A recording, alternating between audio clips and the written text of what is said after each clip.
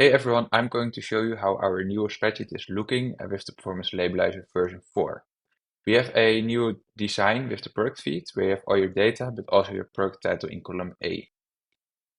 In the new overview tab, you have a clear overview of all the index groups and some of the metrics with graphs.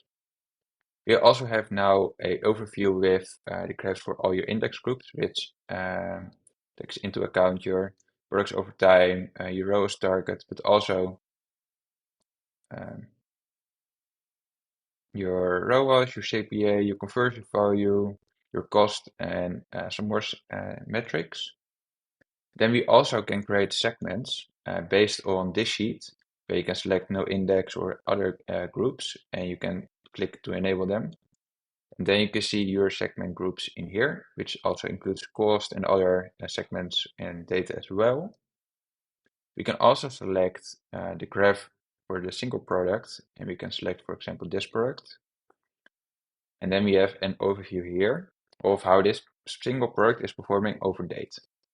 So you know the conversion value over time, the cost, the CPA, the ROAS, for example, some other dates. Besides, we also have now a new filter tab, but also the configuration is now in the sheet, which makes it fairly easy to edit. I'm excited for tomorrow when the official launch will be, and I hope you're excited as well. And thank you very much. Bye bye.